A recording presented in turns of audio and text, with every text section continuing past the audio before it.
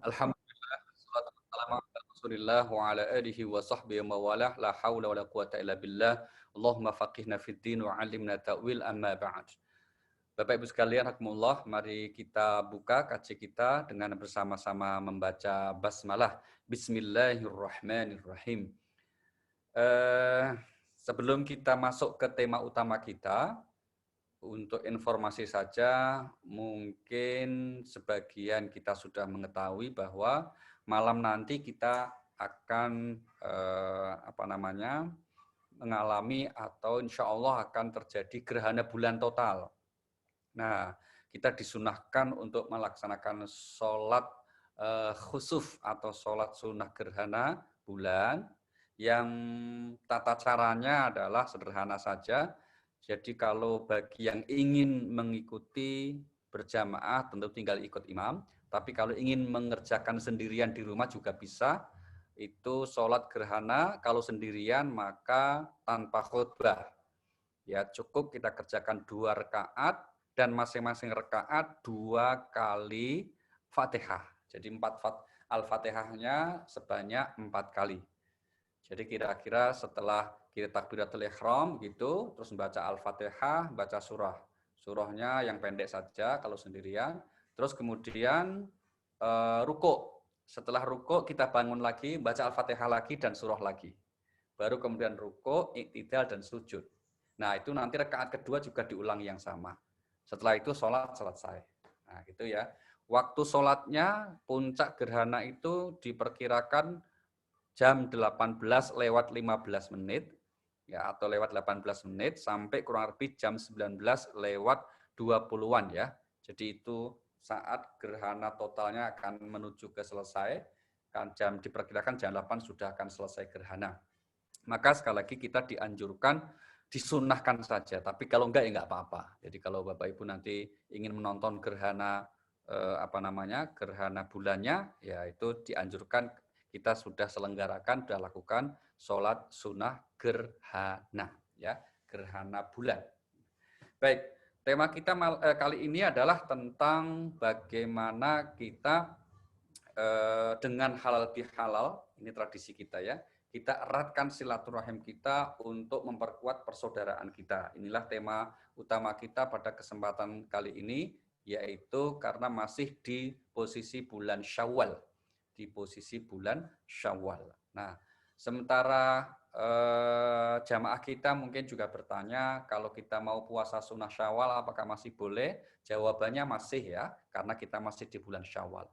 Jadi puasa sunnah Syawal tidak harus hari kedua bulan Syawal, tetapi sepanjang masih di bulan Syawal, maka kita dibolehkan, dianjurkan, atau masih disunahkan untuk mengerjakan puasa sunnah Syawal. Dan tidak harus berurutan. Jadi kalau misalnya besok Kamis puasa dapat 1, nanti Senin berikutnya dapat 2, Kamis berikutnya dapat 3, dan seterusnya itu adalah boleh. Jadi tidak harus berurutan. Yang penting masih di bulan Syawal. Begitu. Nah, bagi yang punya hutang bagaimana? Kalau yang punya hutang, puasa Ramadannya ada yang bolong, maka dianjurkan untuk mendahulukan yang wajib dulu. Kita bayar utangnya dulu, ya, dengan asumsi ataupun alasannya adalah karena puasa sunnah itu untuk menyempurnakan yang wajib, ya. Kalau yang wajib kemudian belum dilaksanakan, maka tentu ini tidak sempurna di puasa sunnah. Baik, itu sekelumit untuk pengantar kita bertemu dengan bulan Syawal kita ini. Mari kita mulai tentang pentingnya kita untuk silaturahim. Ya, pentingnya kita untuk menghubungkan silaturahim terus ya. Silah artinya 3, menghubungkan, memperbaiki, dan menyambung. Itu namanya silah. Ya, rahim artinya kasih sayang. Ya. Sehingga kemudian pentingnya kita untuk terus memelihara, menjaga erat hubungan silaturahim ini karena apa? Karena memang manusia itu adalah makhluk sosial, makhluk yang diciptakan oleh Allah Subhanahu wa taala dengan naluri untuk tidak bisa hidup sendirian. Hidupnya haruslah selalu memiliki ketergantungan kepada pihak lain. Itu yang dalam bahasa Al-Qur'an disebut dengan al-alaq, ya, khalaqal insana min alaq, ya. Dialah yang menciptakan manusia dari sesuatu yang tergantung. Artinya apa? Memiliki ketergantungan. Nah, karena kita ini adalah makhluk sosial, maka sewajarnya kita senantiasa mengaitkan kehidupan pribadi kita juga dengan kehidupan sosial. Maka ketika Allah mengingatkan kita berasal dari keturunan yang sama, sekaligus diingatkan agar kita menyambung silaturahim. Surah nomor 4, surah An-Nisa ayat yang pertama itu menjelaskan tentang prinsip ini, ya. Surah 4, surah An-Nisa ayat pertama. Ini gimana sih nyari gak ininya? Ya ayuhan nasu taqu rabbakumul ladzi khalaqakum min nafsin wahidah wa khalaqa minha zawjaha wa batha minhuma rijalan katsira wa nisaa. Wahai manusia, bertakwalah kepada Tuhanmu yang telah menciptakanmu dari diri yang satu, yaitu Nabi Adam, dan Dia menciptakan darinya pasangannya, yaitu Hawa. Dari keduanya Allah memperkembangbiakkan laki-laki dan perempuan yang banyak. Bertakwalah kepada Allah yang dengan namanya kamu saling meminta dan peliharalah hubungan kekeluargaan. Sesungguhnya Allah selalu menjaga dan mengawasimu. Iya, dan peliharalah hubungan kekeluargaan. Jagalah hubungan persaudaraan, kekeluargaan. Karena pada dasarnya kita semua berasal dari keturunan yang sama, berasal dari orang tua moyang yang sama. Maka kemudian Allah memerintahkan agar kita menghubungkan terus silaturahim. Sebaliknya, bagi orang-orang yang dengan sengaja atau tanpa alasan yang dibenarkan, kemudian memutus hubungan silaturahim, itu mendapatkan sanksi hukuman yang sangat keras. Yaitu apa? Dilaknat oleh Allah Subhanahu wa Ta'ala. Ini yang Allah sampaikan di surah nomor 47, surah Muhammad ayat 22 dan 23. Di mana Allah berfirman, A'udzubillahi minasyaitonirrajim, fahal 'asaitum in tawallaitum an tufsidu fil ardi wa tuqatti'u arhamakum. Apakah seandainya berkuasa kamu akan berbuat kerusakan di bumi dan memutuskan hubungan kekeluargaanmu? Mereka itulah orang-orang yang dilaknat oleh Allah. Lalu Dia menulikan atau mendengarkan dan membutakan penglihatan mereka. Iya, mereka itu yang dilaknat oleh Allah. Siapa? Mereka yang dengan sengaja memutus hubungan silaturahim. Maka Bapak Ibu, penting sekali kita tetap menjaga hubungan silaturahim, ya, sesama kelompok ataupun sesama kawan-kawan kita, meskipun karena pandemi kita lewat online virtual seperti ini, dengan niat yang benar, maka insya Allah ini tetap akan dicatat sebagai kita menjaga hubungan silaturahim. Nah, dengan kita tetap menjaga hubungan silaturahim ini, harapannya Pak akan semakin mengeratkan hubungan persaudaraan kita semuanya. Nah, bagaimana Al-Quran menganjurkan agar kita tetap menjaga, mengeratkan hubungan persaudaraan ini? Mari kita lihat. Yang pertama, kita harus tetap menjaga hubungan persaudaraan ini karena kita semuanya adalah sesama makhluk Tuhan. Maka Allah menurunkan ajarannya itu sebagai bentuk rahmat bagi seluruh makhluknya. Nah, bentuk rahmatnya itu apa? Kita ada semacam perasaan merasa bersaudara karena semuanya adalah makhluk Allah. Surah nomor 21 ayat 107, ya. Surah Al-Anbiya ayat 107, Allah berfirman, "Wa ma arsalnaka illa rahmatan lil alamin." Kami tidak mengutus sebelum engkau Nabi Muhammad, melainkan beberapa orang laki-laki yang kami beri wahyu kepada mereka. Maka bertanyalah kepada orang yang berilmu jika kamu tidak mengetahui. Iya, ini pertanyaan ataupun ungkapan yang Allah jelaskan agar kita apa? Agar bertanya kepada orang berilmu tentang apa? Tentang pentingnya kita untuk memahami yang sebenarnya. Nah, surah 21 ayat 107, ya. Surah 21 ayat 107. ya, ayatnya 107. Ya, ayat 107 bukan ayat 7, tadi itu ayat 7 ya. Ayat 107 ini mohon maaf yang memang penglihatan pendengarannya ini agak masalah ya kira-kira gitu ya. Ya. Kami tidak mengutus engkau Nabi Muhammad kecuali sebagai rahmat bagi seluruh alam. Nah, ya, kami tidak mengutus engkau wahai Nabi melainkan menjadi rahmat bagi seluruh alam. Artinya apa? Kehadiran Nabi Muhammad sallallahu alaihi wasallam yang membawa ajaran Al-Qur'an, membawa ajaran Islam, kehadirannya itu menjadi rahmat.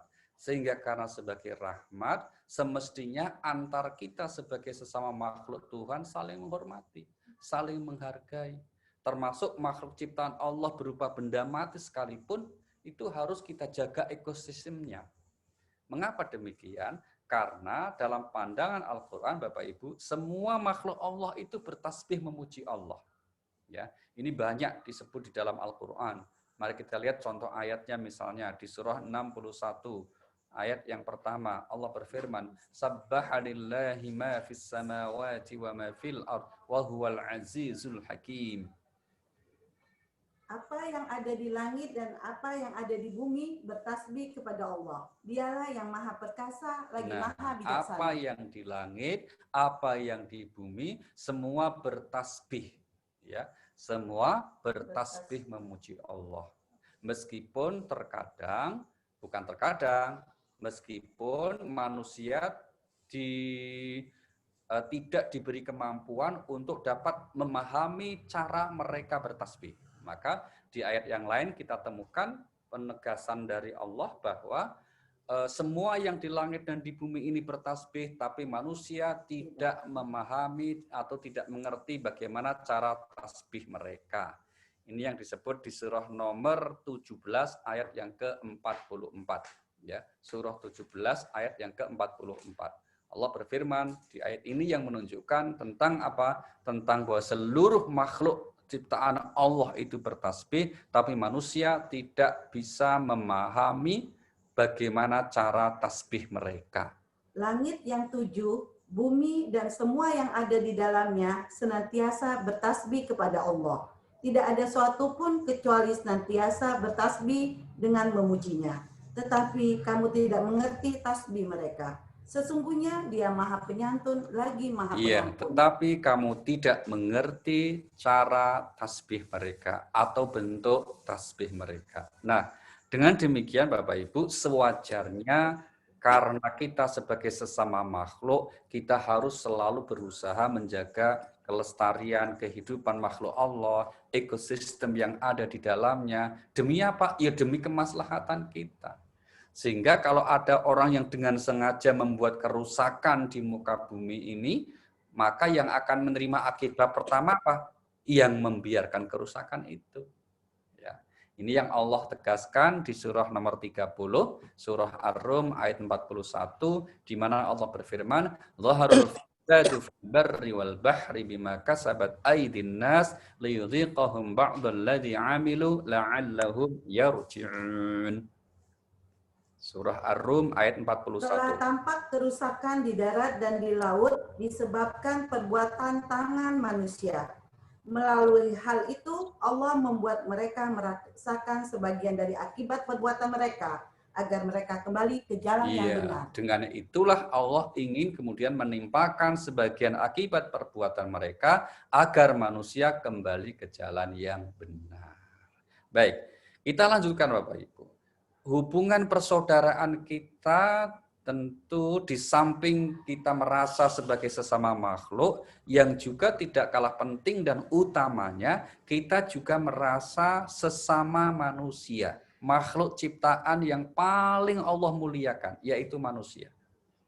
Ya, maka kita harus tetap mengaitkan kita merasa bersaudara.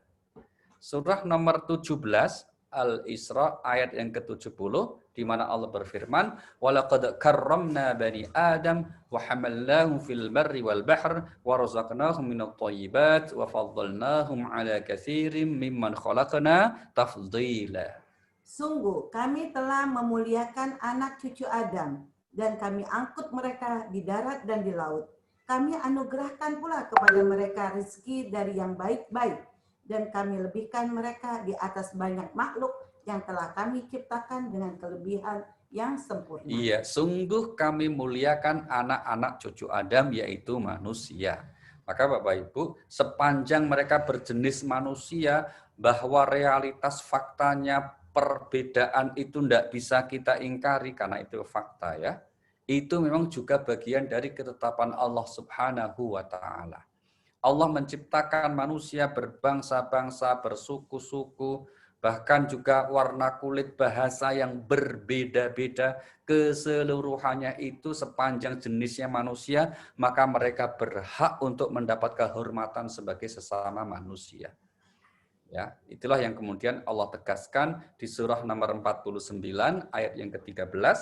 Allah berfirman, ya ayuhan nas inna khalaqnakum min zakari wa unsa wa ja'alnakum syu'uba wa qabaila lita'arafu inna akramakum 'indallahi atqakum. Wahai manusia, sesungguhnya kami telah menciptakan kamu dari seorang laki-laki dan perempuan. Kemudian kami menjadikan kamu berbangsa-bangsa dan bersuku-suku agar kamu saling mengenal. Iya, sungguh ya, di sini Allah kemudian mengingatkan kita bahwa ciptaan Allah berupa manusia ini memang sejak awal ditetapkan berbangsa-bangsa, bersuku-suku. Dalam ayat yang lain kita temukan bahkan juga warna kulit dan bahasa yang berbeda-beda. Misalnya ini Allah sebut di surah nomor 30 ayat yang ke-22. Ya, a'udzubillahi minasyaitonirrajim. Wa min ayatihi khalqus samawati wal ard wa ikhtilafu alsinatikum wa alwanikum inna fi dzalika laayatin lil alimin. Di antara tanda-tanda kebesarannya ialah penciptaan langit dan bumi, perbedaan bahasa dan warna kulitmu. Sesungguhnya pada yang demikian itu benar-benar terdapat tanda-tanda kebesaran Allah bagi orang-orang yang berilmu. Iya, perbedaan warna kulit dan bahasa kita yang macam-macam, meskipun kita berasal dari nenek moyang yang sama, faktanya kemudian kita berbeda-beda, itu juga adalah atas ketetapan Allah Subhanahu wa Ta'ala. Maka Bapak Ibu, penting untuk tetap menjaga spirit untuk menghargai sesama manusia. Inilah kalau kita lihat hari-hari belakangan, ya kita bersyukur kemarin sudah terjadi gencatan senjata antara Israel dengan Palestina, khususnya Hamas ya. Ini menjadi sesuatu yang harus kita syukuri. Karena apa? Kalau terjadi terus berperangan, jelas ini peperangan yang tidak seimbang. Ya, Israel itu ibaratnya apa? Goliat yang gemuk. Ya, kan David melawan Goliat ya. Goliat bukan hanya Goliat, tapi Goliatnya gemuk sekali, besar sekali gitu. Dan Davidnya itu kurus atau kecil sekali. Jadi Goliat yang gemuk melawan David yang kurus, yang kecil. Nah, itu sudah, maka secara naluriah kenapa kita harus tetap stand with Palestine, ya harus berdiri membela Palestina itu alasannya kemanusiaan. Alasan kita alasan kemanusiaan, bukan karena semata-mata alasan agama. Karena apa? Karena orang Palestina tidak hanya Muslim, banyak juga mereka yang non-Muslim termasuk Nasrani, itu warga Palestina banyak, ya. Sehingga kemudian sama-sama mereka dalam posisi yang terjajah oleh Israel. Maka penting untuk kita atas nama kemanusiaan yang adil dan beradab, itu sila kita yang kedua, kita membela dan mensupport mereka. Nah, meskipun jangan sampai membela orang jauh tapi melupakan orang dekat, itu kurang bijaksana juga. Tapi kita menunjukkan sikap kita, pembelaan kita atas mereka, tapi tentu saja proporsional, jangan berlebihan. Jangan sampai terus mengkampanyekan ya untuk membela yang di luar, tapi kemudian mengabaikan masalah yang di dekat kita, masalah yang di sekeliling kita, itu juga akan menyalahi aturan agama atau petunjuk agama. Agama mengajarkan kalau kita ingin bersosial, berbagi, itu mulai dari lingkungan terdekat kita, mulai dari kerabat kita. Itu yang Allah sebutkan misalnya di surah nomor 2 Al-Baqarah ayat 215 ya, Yas'alunaka madza yunfiqun qul ma anfaqtum min khairin falil walidaini wal aqrabin wal yatama wal masakin wa ibnis sabil wa ma taf'alu min khairin fa innallaha kana bihi alim. Mereka bertanya kepadamu Nabi Muhammad tentang apa yang harus mereka infakkan.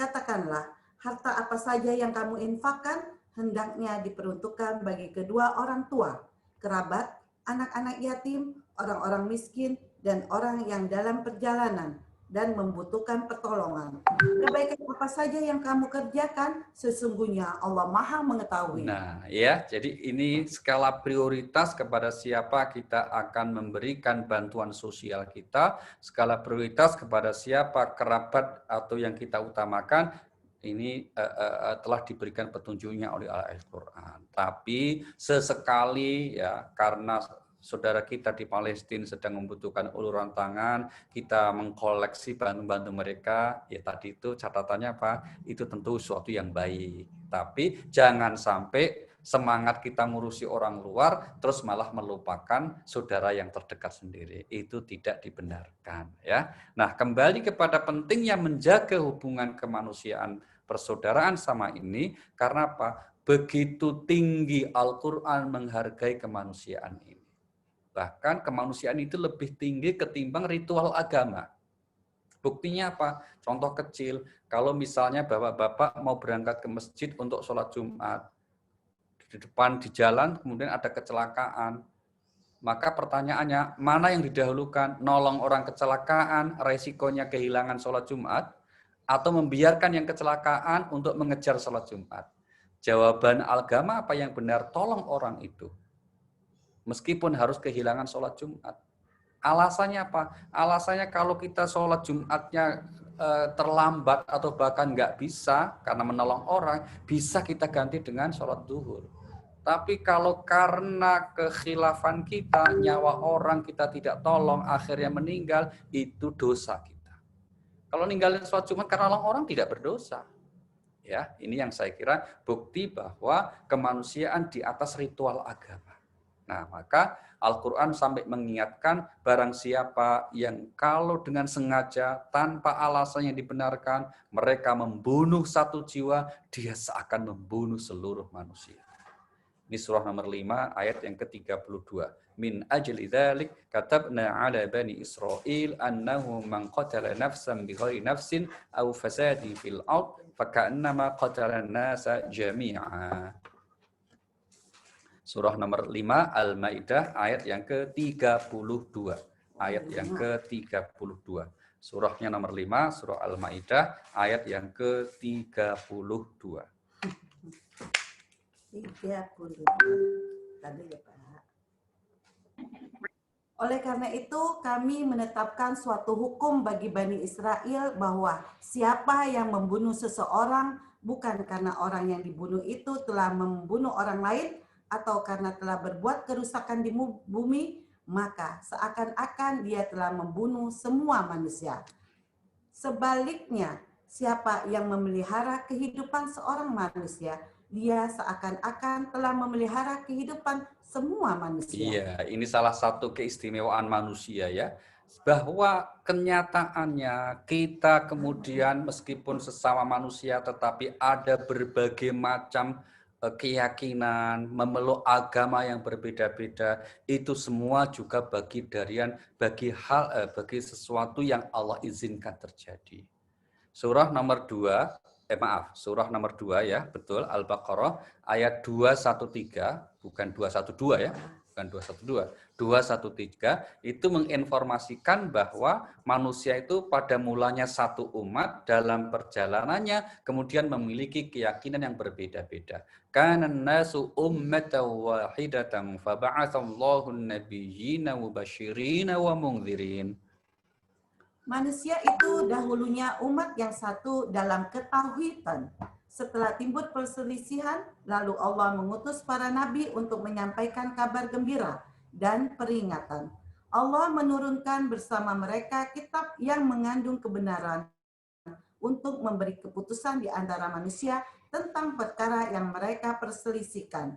Tidak ada yang berselisih tentangnya, kecuali orang-orang yang telah diberi kitab setelah bukti-bukti yang nyata sampai kepada mereka. Karena kedengkian di antara mereka sendiri, maka dengan kehendaknya Allah memberi petunjuk kepada mereka yang beriman tentang kebenaran yang telah mereka perselisihkan. Allah memberi petunjuk kepada siapa yang Dia kehendaki ke jalan yang lurus. Iya.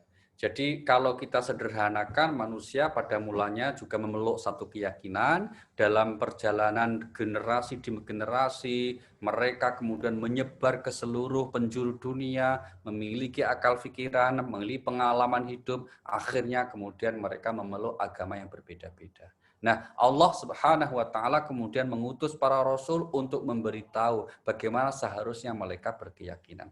Tapi intinya, faktanya bahwa mereka manusia memiliki keyakinan dan agama yang berbeda-beda, tetap kita dianjurkan untuk saling menghormati, saling menghargai. Maka Al-Quran mengatakan apa?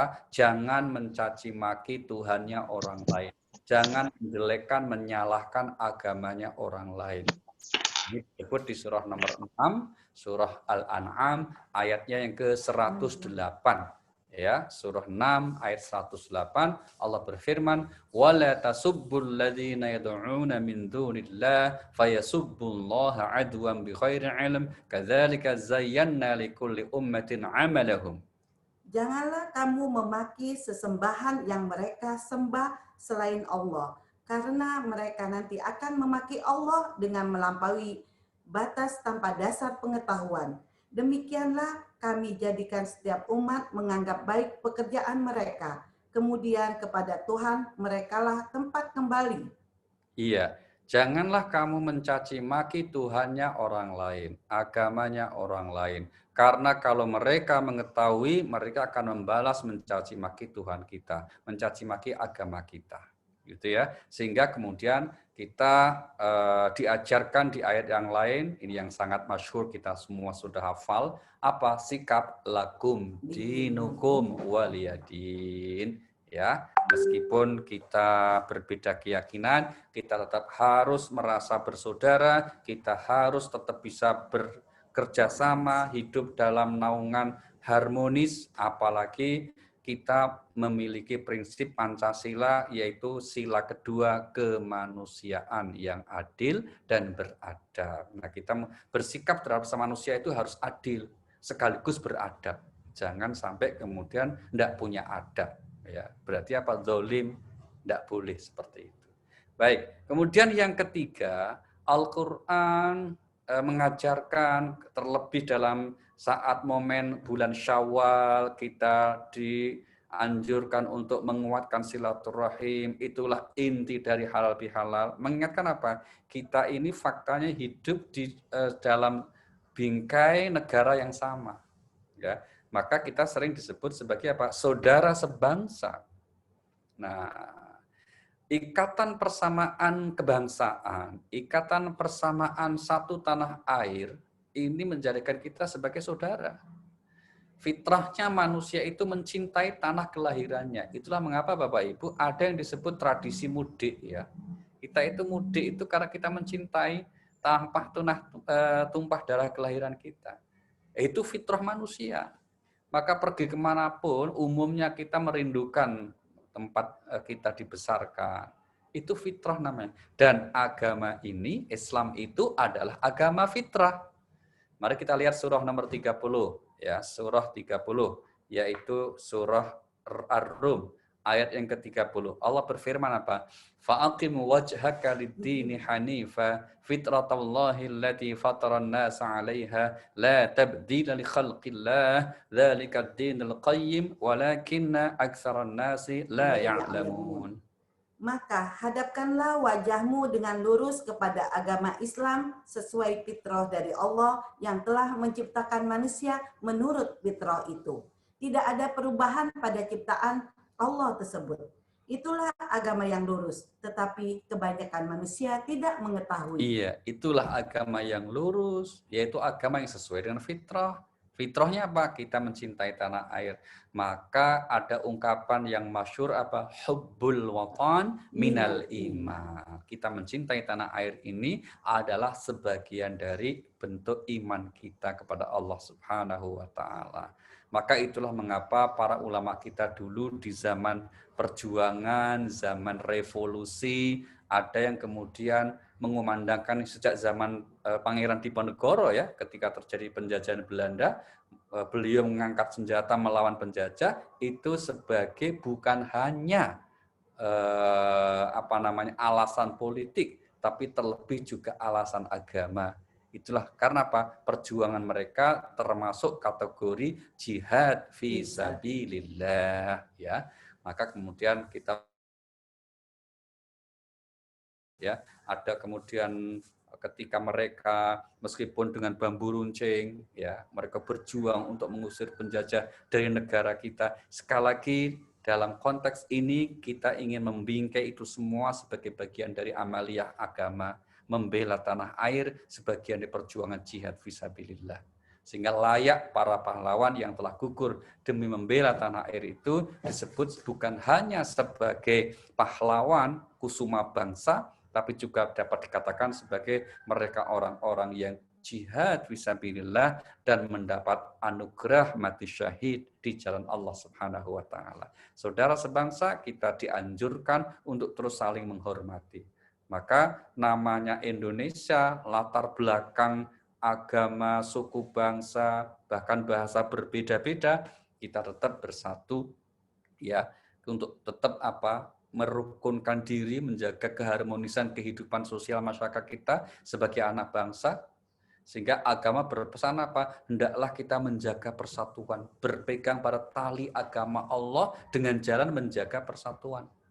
Surah nomor 3, Ali Imran, ayat 103, ini pesan Allah. Wa'tasimu bihablillahi jami'an wa la tafarraqu wadhkuru ni'matallahi 'alaikum id kuntum a'da'an fa'allafa baina qulubikum fa asbahtum bi ni'matihi ikhwana. Berpegang teguhlah kamu semuanya pada tali agama Allah. Janganlah bercerai-berai dan ingatlah nikmat Allah kepadamu ketika kamu dahulu bermusuhan. Lalu Allah mempersatukan hatimu sehingga dengan karunia-Nya kamu menjadi bersaudara. Ingatlah pula ketika itu kamu berada di tepi jurang neraka, lalu Allah menyelamatkan kamu dari sana. Demikianlah Allah menerangkan ayat-ayatnya kepadamu agar kamu mendapat petunjuk. Iya, ini pesan agar kita terus berusaha menjaga persatuan, menjaga persaudaraan sesama anak bangsa. Ya, menjaga persaudaraan sesama anak bangsa. Maka jangan beri ruang apapun, siapapun yang kemudian ada niat untuk memecah belah kehidupan berbangsa kita. Karena kalau kita saling bermusuhan, apalagi retak persatuan ini, yang dirugikan juga kita.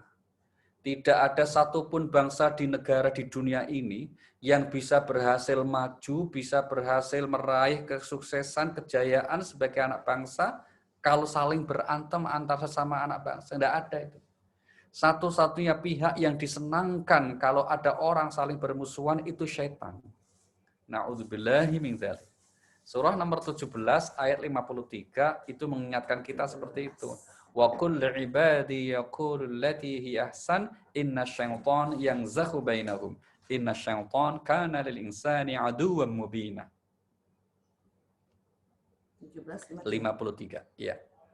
Katakanlah kepada hamba-hambaku supaya mereka mengucapkan perkataan yang lebih baik dan benar. Sesungguhnya setan itu selalu menimbulkan perselisihan di antara mereka. Sesungguhnya setan adalah musuh yang nyata bagi manusia. Iya, sungguh setan itu suka menimbulkan perselisihan, suka menimbulkan permusuhan. Ya, maka penting Bapak Ibu kita punya kontribusi untuk tetap menjaga persaudaraan sesama anak bangsa dengan semampu mungkin, terutama misalnya di hubungan-hubungan sosial kita. Kalau meskipun ada perbedaan, perselisihan sedikit, jangan diperuncing menjadi permusuhan. Beda itu biasa, musuhan yang harus kita hindari. Nauzubillah min dzalik. Baik, berikutnya yang tidak kalah pentingnya, yang harus kita eratkan silaturahim kita, juga kemudian kita satukan persaudaraan kita, itu apa itu? Kalau kita kemudian juga sebagai sesama muslim. Ya, karena Al-Quran mengatakan surah 49 ayat yang ke-10, innamal mu'minuna ikhwah fa aslihu baina akhwaykum wattaqullaha la'allakum turhamun. Sesungguhnya orang-orang mukmin itu bersaudara. Karena itu, damaikanlah kedua saudaramu yang bertikai dan bertakwalah kepada Allah agar kamu dirahmati. Iya, sungguh mukmin semua itu bersaudara. Itulah pentingnya kita juga secara khusus tetap menjaga persaudaraan. Rasulullah Sallallahu Alaihi Wasallam kemudian memberikan perumpamaan seperti satu tubuh ya kita dengan sesama muslim itu, atau juga seperti apa? Seperti digambarkan satu bangunan. Nah, maka kemudian meskipun kita mungkin latar belakang suku bangsa yang berbeda, kita diikat oleh kesamaan akidah, kita diikat oleh kesamaan ibadah kita, bentuk ritual kita, meskipun ada khilafiyahnya misalnya, tetap harus kita merasa bahwa kita bagian dari bersaudara. Nah, kesadaran seperti itulah Bapak Ibu sekalian sewajarnya tetap kita jaga di 11 bulan di luar Ramadan ya. Itulah mengapa kita kemudian ketika masuk bulan Syawal selesai puasa Ramadan, kita terlebih dahulu sebelum Idul Fitri kita bayar zakat fitrah. Kemudian untuk menunjukkan simbol apa? Simbol hubungan sosial kita yang baik. Sehingga sewajarnya kita kemudian merekatkan terus, sehingga dalam tradisi kita ada yang disebut halal bihalal, silaturahim intinya. Meskipun karena dalam situasi pandemi kita tidak mungkin atau tidak bisa bertemu langsung atau bertatap muka offline, ya maka insya Allah ya bentuk agenda kita online virtual ini tidak mengurangi hikmah keutamaan bentuk silaturahim kita. Nah, semoga silaturahim kita ini dicatat oleh Allah juga sebagai amal soleh yang menjadi bukti kebaikan-kebaikan ibadah Ramadan kita semuanya, insya Allah. Baik, mungkin demikian Bapak Ibu untuk pengantar kita. Tentu kita akan lanjutkan dengan sesi diskusi kita bersama. Nah, sekarang kita buka, monggo nanti kalau ada yang menyampaikan pertanyaan bisa langsung mic-nya dibuka ya, namanya di unmute. Nah, itu ditekan mic-nya supaya terbuka untuk bisa kita menyampaikan dialog kita bersama. Terima kasih. Monggo, siapa yang akan mulai pertama kali? Kami persilahkan.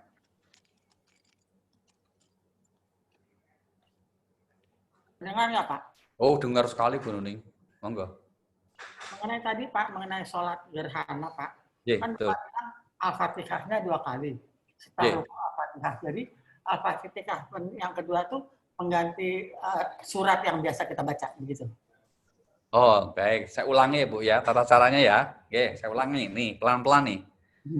Nomor 1, kita setelah niat ya, niatnya dalam bahasa Indonesia dalam hati, niat aku sholat sunnah gerhana bulan 2 rakaat karena Allah. Saya ulangi, niat aku sholat sunnah gerhana bulan karena Allah. Ya, langsung takbir Allahu Akbar. Itu. Nah, setelah takbir kita membaca doa iftitah. Doa iftitahnya biasanya apa yang dibaca? Allahumma boleh, wajah tuh boleh. Ya, setelah wajah tu wajihan lati fatros samawati selesai, kita baca Al-Fatihah. Bismillahirrahmanirrahim. Nah, sampai waladhdallin. Amin. Baca surah. Surahnya apa? Biasanya Pak Lukman apa? Surahnya Pak Lukman?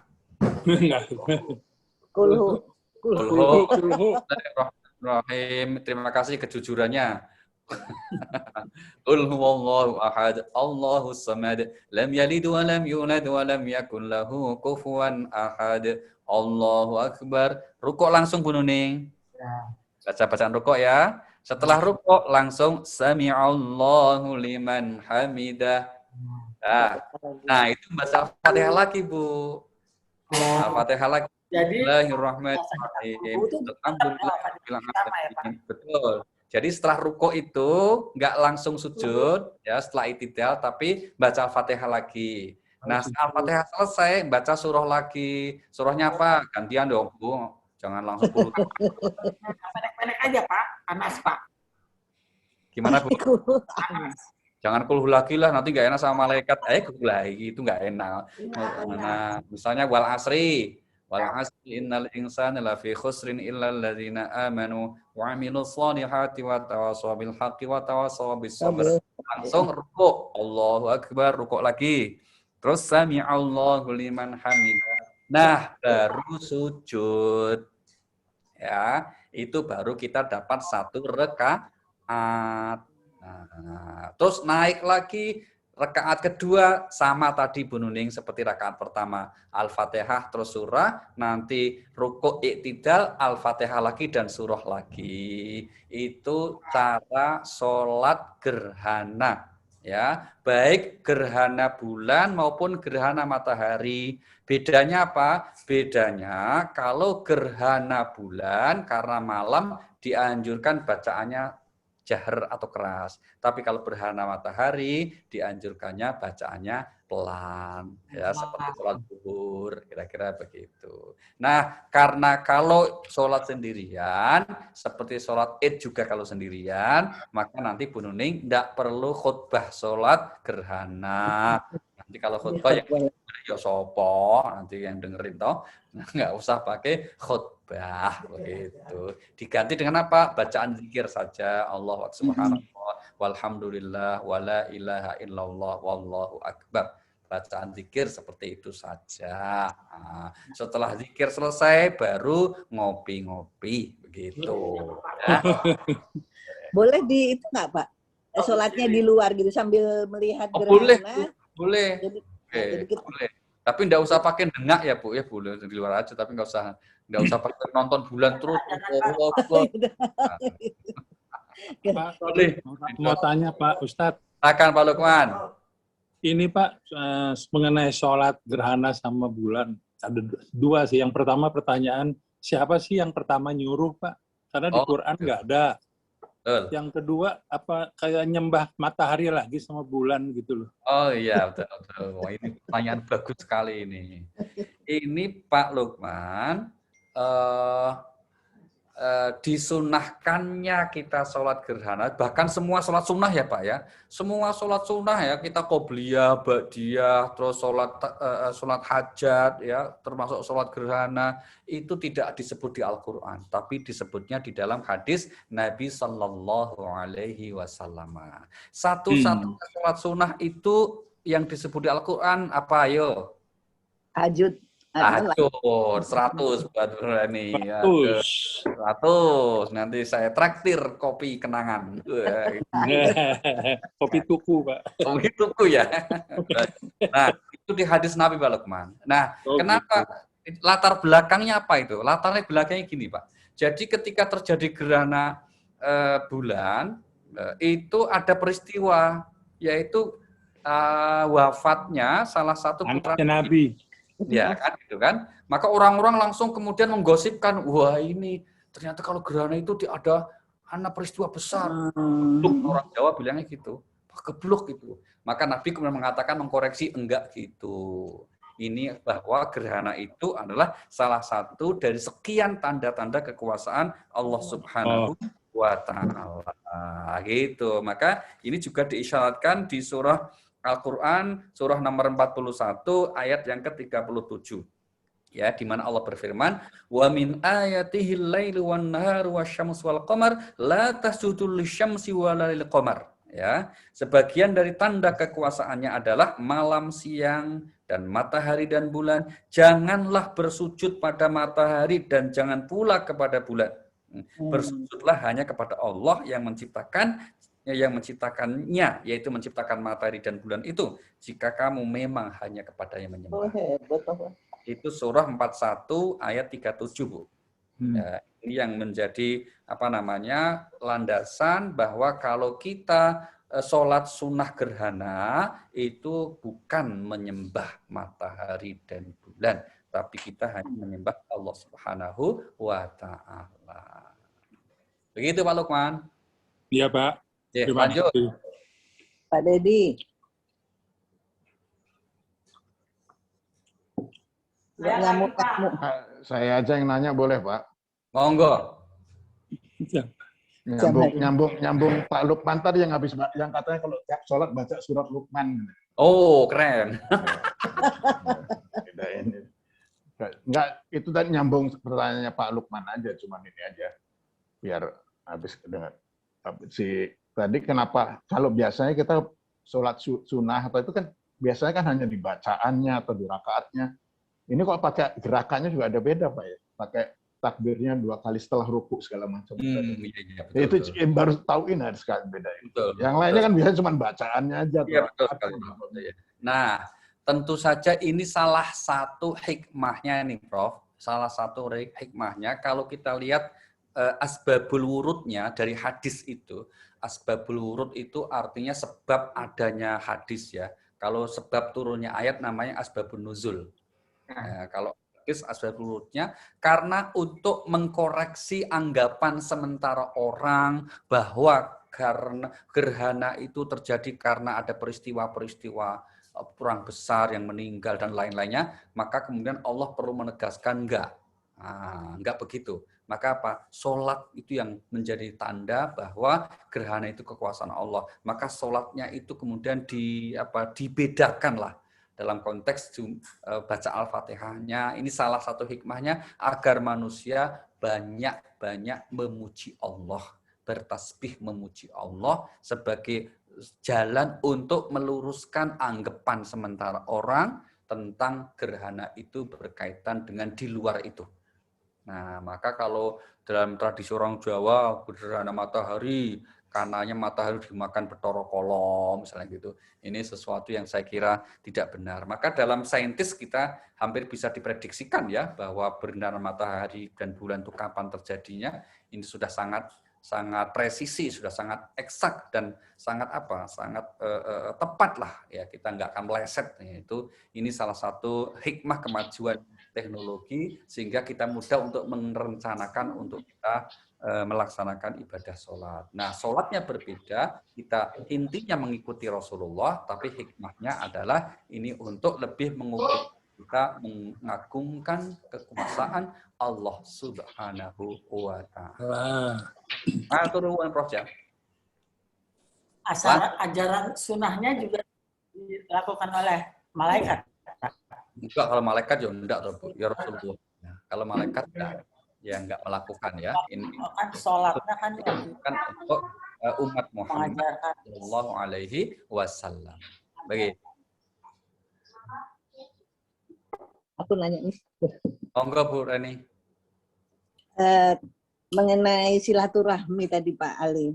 Kan Al-Quran mengajarkan bahwa kita harus bersilaturahmi, membina hubungan dengan segala bangsa, dengan segala bahasa dan ras masing-masing, hubungan sosial. Tapi tidak pernah ada kalau kamu nggak begitu, hukumannya ini. Karena kalau kita nggak sholat, kita nggak zakat, kita nggak infak, kita tuh mendapat teguran dari Allah, bahkan hukuman, bisa masuk neraka, bisa segala gitu. Tapi kenapa silaturahmi hal yang sangat dianjurkan tidak ada hukumannya misalnya gitu. Tidak ada sanksinya gitu ya Bu ya. Nggak ada sanksinya. Baik. Sanksi banyak ditemukan di hadis Nabi Bu. Di hadis Nabi itu banyak sanksi tentang orang yang dengan sengaja memutus silaturahim.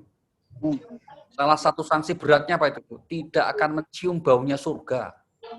Nggak akan mencium itu berarti apa? Jauh banget dari surga. Ini bagi orang-orang yang kemudian dengan sengaja memutus silaturahim. Ancamannya apa? Tidak akan diterima amal ibadahnya. Maka Rasulullah pernah dalam hadis sahih mengatakan, jangan berada di dekat saya orang yang memutus silaturahim. Jangan berada di dekat saya orang yang dengan sengaja memutus silaturahim. Dalam hal lain juga dikaitkan menyambung silaturahim itu menjadi salah satu tanda keimanan seseorang. Maka misalnya Rasulullah bersabda, barang siapa yang beriman kepada Allah dan hari akhir, maka yu'minu billahi wal yawmil akhir falyasil rahimah. Hendaklah dia menghubungkan, menyambung silaturahim. Itu. Jadi kalau kemudian dapat simpulkan orang yang memutus silaturahim berarti dia tidak beriman kepada Allah. Ancaman-ancamannya cukup banyak dijelaskan dalam hadis-hadis Nabi. Nah, dalam Al-Quran tadi sudah kita baca salah satunya apa? Orang yang sengaja memutus silaturahim itu akan dilaknat oleh Allah. Ulaika alladzina la'anahumullah di surah 47 ayat 23 tadi, Bu. 47 ya. Itu ancaman bagi orang yang dengan sengaja memutus hubungan silaturahim. Maka supaya nyambung pertanyaan Pak Ustadz. Monggo Dok Wahyu. Ya, jadi begini, sesuai dengan ungkapan tadi Pak Ustadz bahwa memutus silaturahmi itu adalah suatu yang dilaknat Allah. Tapi kebalikannya Pak Ustadz, apakah ini bisa akibat daripada suatu tindakan orang itu yang menipu, berbohong atau silaturahmi lebih dulu? Apakah kita tidak boleh melakukan putus hubungan? Oke, baik. Terima kasih, Dok. Ini pertanyaan bagus sekali. Kalau kita tahu, mengenal, bahkan hakul yakin terhadap perilaku seorang yang buruk, ya. Dia suka zolim, omongannya itu mohon maaf jelek, Kalau ketemu mesti menimbulkan musuhan, maka kita menghindarinya itu judulnya bukan mutus silaturahim itu, Dok. Kalau kita menghindari orang jelek seperti itu, namanya kita menghindari keburukan. Nah, daripada kita ketemu nyambung malah dapat dosa minimal mangkal hati kan dosa. Maka kita hindari. Dalam kaidah agama dikatakan darul mafasid muqaddam ala jalbil masalih. Artinya apa? Menghindari keburukan, kerusakan kita dahulukan ketimbang untuk mengambil manfaat. Kalau ketemu, mestinya kan ada manfaatnya.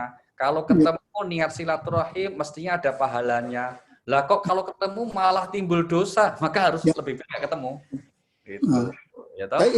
Ya, istilahnya bukan memutus silaturahmi ya, Pak? Itu istilahnya bukan mutus silaturahim. Itu istilahnya menghindari keburukan. Ya? Hindari keburukan. Ya. Jadi kalau daripada kita bertemu menimbulkan dosa, lebih baik kita hindari. Maka menghindarinya itu bukan namanya mutus silaturahim, tapi menghindari keburukan. Nah, maka yang dianjurkan itu apa? Menyambung silaturahim itu ya kalau kita lihat orang-orangnya baik. Seperti Bapak Ibu di kajian Brawijaya ini kan, Batur Rahman kan orang-orang baik semua nih. Gitu ya. Buktinya apa? Meskipun kita nggak ada makanan kan kita tetap kajian nih. Bahwa kita orang baik. Terima kasih Pak Ustadz. Terima kasih. Jelas. Ayo. Boleh nyambung, Prof. Monggo. Pak Cepi. Jadi saya mengikuti apa yang disampaikan Dr. Wahyu tadi. Kita ingin membina komunikasi dengan semua lah Pak ya. Jadi Pak Prof dengan teman-teman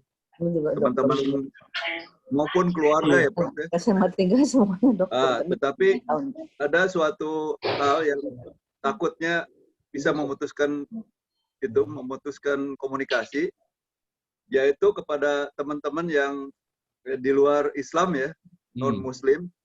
Kan kita punya suatu tekad untuk melakukan suatu komunikasi dan ingin namanya berjihad itu ya, kalau tidak salah. Untuk bagaimana mereka menjadi yang mualaf lah gitu ya.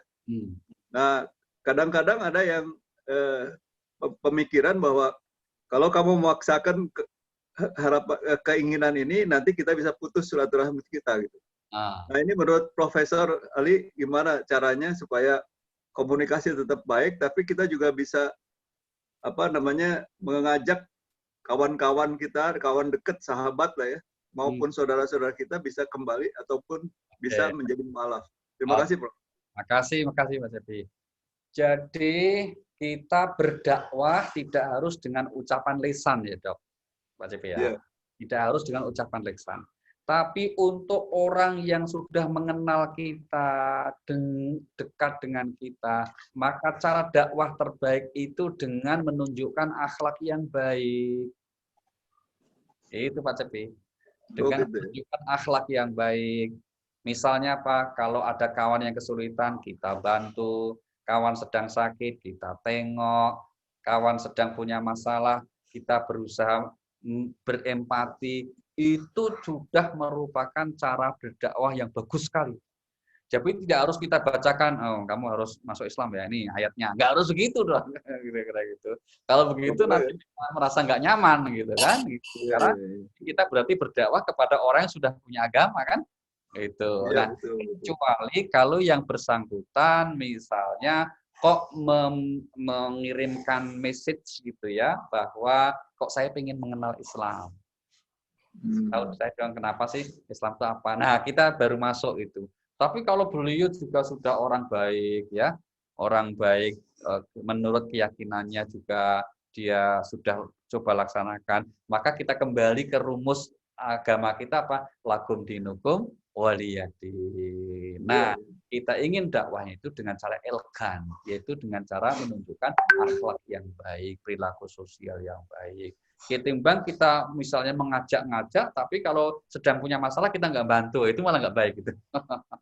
Yang baik adalah kita memberikan hubungan sosial yang harmonis, yang baik, sambil dalam hati kita doakan. Nah, semoga dikaruniai oleh Allah dengan hidayah. Itu sudah lebih dari cukup. Insya Allah kalau ada orang yang mendapat hidayah karena akhlak kita yang baik, karena doa-doa kita yang baik, itu akan menjadi amal kita yang baik juga. Begitu. Jadi kita harus aktif ya, Prof ya. Kita harus aktif. Aktifnya aktif bergaul yang baik. Ya, bergaulnya. Jadi jangan sampai tidak dikunjungi kan gitu ya. Betul, jangan menyembuhkan diri, ngurung diri, atau nggak mau bersosial ya, jangan. Tapi aktif dalam konteks kita ya bergaul dengan teman-teman kita secara baik gitu ya. Terus peduli dengan mereka kondisinya. Nah, lebih dari itu apa? Mendoakannya. Nah, kalau itu semua sudah kita lakukan, insya Allah kita sudah dicatat oleh Allah sebagai orang yang berusaha mengajak berbuat baik kepada kawan-kawan kita semua. Nah, baik. Terima kasih, monggo. Silakan. Iya, silakan. Silakan. Nuning, monggo. Tadi ada Bapak, apa yang ada di langit dan di bumi bertasbih kepada Allah, Pak. Sampai pernah saya baca ada salah satu ini dia membantu semut pun dia dapat zaman sekarang kan binatang banyak banget, Pak. Binatang yang kadang-kadang semut, kadang-kadang kalau lagi banyak mau disemprot kok, wah nanti gimana gitu loh, Pak. Ada semut, kita pukul, nanti gimana gitu. Baik, terima kasih Bu Nuning. Jadi ada memang binatang ciptaan Allah itu yang diciptakan untuk kepentingan manusia, ya misalnya apa? Kita ambil dagingnya, ya kita sembelih. Jangan jangan disembelih sapinya, kan dia bertasbih, biarin aja. Oh, enggak gitu. Maka cara nyembelihnya pun kita menyebut nama Allah. Bismillah. Nah, demikian juga kalau kita ketemu semut misalnya, ya kita usir. Kalau disemprot juga boleh, yang enggak boleh itu kalau dibakar. Gitu. Nah, itu ada larangan hadis. Tapi kalau mengusirnya karena mengganggu, termasuk nyamuk ya, maka kita punya obat nyamuk, punya teplekan nyamuk, raket nyamuk, itu enggak apa-apa. Karena memang nyamuk itu diciptakan untuk kita bunuh. Maka kita bismillahirrahmanirrahim, enggak apa-apa gitu. Jangan, waduh nyamuknya juga tasbih, kita dibiarin terus. Wah, nanti kasihan kitanya gitu ya. Jadi yang penting apa? Kita tidak mencelanya. Nah, tapi kita secara proporsional. Termasuk kalau di rumah kita ada kecoa itu Bu Nuning, ya kita usir. Kita basmi kecoanya karena itu memang binatang yang kotor ya. Tapi kita jangan mencelanya. Ya. Karena itu adalah juga ciptaan Allah. Iya, mencela. Nah, termasuk misalnya Pak virus 19 ini ya itu kan makhluk ciptaan Allah juga. Maka kemudian ya kita harus vaksin. Nah, tadi kan Bu Nuning sudah vaksin, Pak? Nah, iya, itu juga bagian dari agar kita memiliki imunitas tubuh sehingga virus tidak bisa menyerang kita. Nah, yang tidak boleh sekali lagi kita itu adalah mencela makhluknya Allah, mencela ciptaannya Allah. Buasat virus, buasat kecoa, atau marah-marah gitu, itu yang tidak boleh. Tapi kalau kita menyikapi dengan proporsional, memang ada jenis makhluk yang Allah ciptakan untuk kepentingan itu harus menjadi cobaan kita, menjadi ujian kita, maka boleh ya kita untuk mengusirnya bahkan membunuhnya itu bukan sesuatu yang berdosa. Begitu Bu Nuning, terima kasih. Monggo, masih ada Bapak Ibu? Masih ada. Ada Pak, satu lagi Pak. Monggo Bu, siap. Bapak, saya Pak. Ya, silakan Bu Nuning. Ini Pak, saya kan suka dengar-dengar ini mengenai agama Ibrahim ya Pak. Ya kan, ya termasuk pertama-tama itu katanya bahwa dia itu sesungguhnya beragama Islam. Pada saat itu kan Islamnya belum ada. Oke. Baik, kita lihat Bu Nuning, surah nomor 3 Bu. Bu Nuning, kita cek ya. Surah nomor 3, surahnya Ali Imran ya. Ini kita lihat di ayat yang ke-67. Dalam ayat ini Allah berfirman, maka anak Ibrahimu Yahudiyyan wala Nasraniyan walakin kana hanifan muslima wa maka minal musyrikin. Ibrahim bukanlah orang Yahudi dan juga bukan orang Nasrani, melainkan dia adalah seorang yang hanif juga muslim. Hanifan muslima. Dia seorang yang hanif juga muslim. Ya. Jadi Al-Quran mengatakan Nabi Ibrahim itu sebagai seorang muslim. Dan nabi-nabi lain juga muslim, Bu. Nah, tapi kemudian pertanyaannya, bukankah Islam belum ada? Ya, itu Islam yang dibawa Nabi Muhammad SAW, itu Islam yang khusus. Tapi Islam yang umum artinya agama yang Allah turunkan kepada seluruh nabi. Itu sama, membawa ajaran tauhid namanya. Maka Nabi Ibrahim ya muslim, Nabi Musa ya muslim, Nabi Isa ya muslim, Nabi Nuh ya muslim. Maka syahadat mereka sama, Bu Nuning. Ya, syahadat Nabi Ibrahim itu ketika zaman Nabi Ibrahim orang ingin mengikuti ajaran Nabi Ibrahim, mereka harus bersyahadat dulu. Syahadatnya apa? Asyhadu an la ilaha illallah wa asyhadu anna Ibrahim Rasulullah. Itu syahadat. Zaman Nabi Musa juga demikian. Demikian juga zaman Nabi Muhammad SAW. Maka dalam hal akidah keyakinannya tauhid sama ya, mereka menyembah Tuhan yang esa, yang esa itu tauhid, tapi kemudian syariat Rasulnya yang memang berbeda. Lagi ayat Al-Quran banyak menyampaikan bahwa para nabi semuanya agamanya sama, yaitu Islam. Muslim berserah diri pada Allah subhanahu iya kana budu wa iya kana nasta'in. Begitu Bu Nuning. Assalamualaikum Pak Ali. Salam Pak Dedi, monggo lanjut. Pendapat saya benar nggak kalau setiap bayi lahir itu muslim? Benar Pak. Alhamdulillah. Alhamdulillah orang tua saya muslim. Tapi kalau orang tua saya Kristen ya mungkin saya Nasrani. Perjalanan yang menentukannya. Iya. Jadi kalau misalnya aslinya setiap bayi lahir muslim, meskipun bapak ibunya non muslim. Nah, artinya gini, kalau orang itu atau bayi itu meninggal sebelum usia balik karena dia muslim, maka ke surga dia, Pak.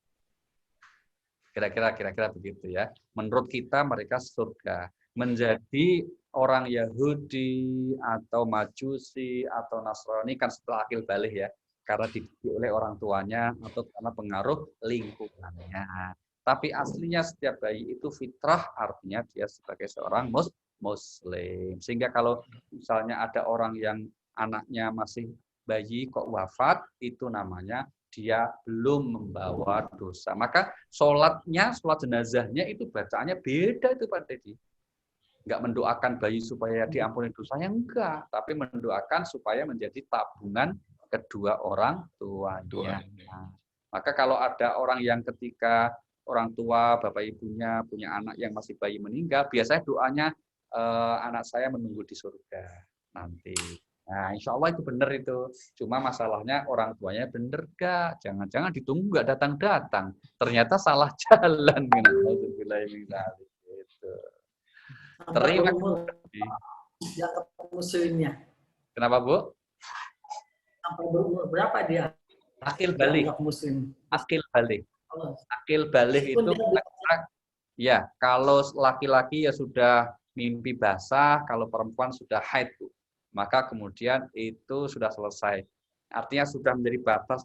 Kalau dia memang anak orang Muslim, ya sudah mulai dihitung itu argo pahala dosanya. Tapi kalau dia anak keturunan dari orang non-Muslim, maka kemudian sudah mulai kemudian disebut sebagai identitasnya sebagai di sisi Allah apa nanti ini? Ikut orang tuanya, ya udah ikut orang tuanya apa? Orang tuanya Yahudi, Yahudi. Tapi kalau dia meninggal sebelum akil balik, maka meskipun mungkin dikremasi ya atau dikuburkannya dengan cara agama yang non-Muslim, anak itu tetap ke surga. Karena hakikatnya anak itu adalah sebagai Muslim. Terima kasih. Bentar Pak, selanjutnya lagi Pak. Di luar negeri itu ya Pak ya, sekarang zaman COVID, kan banyak juga orang Muslim yang meninggal. Gitu. Kadang-kadang kan rumah sakit tuh cap bakar aja gitu, gimana tuh Pak? Ya, kalau kemudian memang tidak ada Muslim yang merawatnya, maka itu tidak menjadi dosa, Bu. Karena mereka nggak tahu toh. Tapi kalau di komunitas terdekat dari rumah sakit itu di Eropa ada Muslim Council, ada masyarakat Muslimnya yang tahu, maka itu tidak boleh, harus tetap dikuburkan. Nah, maka nanti dalam fikih itu namanya fardhu kifayah. Fardhu kifayah itu kewajiban yang dibebankan hanya kepada sekelompok orang. Jadi kalau sudah ditunaikan meskipun hanya beberapa orang, ya maka sudah gugur kewajiban semua masyarakat seperti itu. Tapi kalau masyarakat itu tidak mau melaksanakan sama sekali, belas terus membiarkan, terus terserahlah mau dibakar ya silakan dibuang di Sungai Gangga ya silakan, misalnya gitu ya, akhirnya kena dosa semuanya. Maka harus ada kelompok yang mengurusnya, kecuali kalau memang tidak memungkinkan karena mungkin tidak ada tempatnya, ya. Atau misalnya gini Bu, di Jepang itu sulit sekali untuk mendapatkan kuburan yang Muslim itu. Karena mahal mereka itu untuk perawatannya, untuk mencari lokasi penguburannya itu mahal sekali. Nah, maka kemudian kalau kemudian situasi daruratnya nggak memungkinkan dikuburkan, ya kemudian asal kemudian tetap kita sebagai Muslim tahu dimandikan, dikafani, disolati. Nah, selanjutnya nanti akan dikuburkan, ternyata tidak bisa, yaitu sudah namanya darurat. Ya. Cuman kan pada zaman sekarang ini kadang-kadang rumah sakit tidak mengizinkan ya untuk dilakukan hal-hal yang biasa gitu. Nah, terus apabila memang dibakar Pak, terus dibawa abunya, terus dimakamkan, itu sah Pak? Oh, ya tetap nggak sah. Cuma sekali lagi itu artinya dalam situasi darurat. Kalau darurat kita nggak punya pilihan lain, ya sudah seperti itu. Tapi aslinya tetap nggak sah. Aslinya tetap kita dianjurkan untuk merawatnya sesuai dengan syariat. Itu ya, Bu ya. Tapi kalau kemudian sekali lagi karena darurat, akhirnya ya sama itu Bu, orang yang misalnya sedang sedang bencana ya. Karena bencana, kemudian tidak mungkin kita mandikan, tidak mungkin kita kafani, langsung kita kuburkan gitu aja, kayak di tsunami itu loh Bu. Kemarin COVID begitu Pak. Ya, makanya kemudian itu namanya sudah darurat. Karena sudah nggak ada yang ngurus lagi, nggak ada yang mampu. Yang sehat-sehat nggak memungkinkan untuk ngurusnya, sudah akhirnya tidak sesuai dengan ketentuan syariat pada umumnya, nggak di normalnya, maka insya Allah tidak dinilai sebagai perbuatan dosa. Itu Bu Runi, terima kasih. Baik, Bapak Ibu sekalian, mungkin demikian untuk kaji kita kesempatan kali ini. Sekali lagi karena masih momen bulan Syawal, kita menyampaikan selamat Idul Fitri ya. Taqabbalallahu minna wa minkum. Semoga Allah menerima amal kita semuanya dan saling memaafkan, minal aidin wal faizin. insya Allah akan kita lanjutkan seperti agenda biasa kita nanti di bulan Juni, Rabu kedua dan keempat. Alhamdulillah. Monggo kita baca Al-Fatihah untuk jamaah-jamaah kita yang sedang sakit. Kita doakan terutama tentu untuk Syekh Ibu Endang dan Pak Pur, semoga senantiasa diberikan kesehatan oleh Allah Subhanahu wa taala. Amin. Semuanya juga untuk jamaah kita yang sedang sakit, semoga diberikan kesembuhan oleh Allah. Amin. Diberikan kesabaran, ketabahan. Karena penting ini Bapak Ibu ya, karena yang sakit itu biasanya termasuk yang sehat merawatnya itu yang mendapat cobaan juga, itu akan sabar gitu ya. Maka kita doakan semoga diberikan kekuatan kesabaran dan juga kita sehat diberikan perlindungan oleh Allah Subhanahu wa taala. Al-Fatihah. Bismillahirrahmanirrahim. Alhamdulillahirabbil alamin arrahmanirrahim maliki yaumiddin. Iyyaka na'budu wa iyyaka nasta'in. Ihdinas siratal mustaqim. Shiratal ladzina an'amta 'alaihim ghairil maghdubi 'alaihim waladdallin. Amin. Terima kasih dan kita masih bisa bersilaturahim. Zoom kita masih belum ditutup sampai kita rasa cukup. Monggo dilanjutkan untuk ngobrol silaturahim kita sambil ngopi-ngopi bagi yang tidak puasa. Wassalamualaikum warahmatullahi wabarakatuh.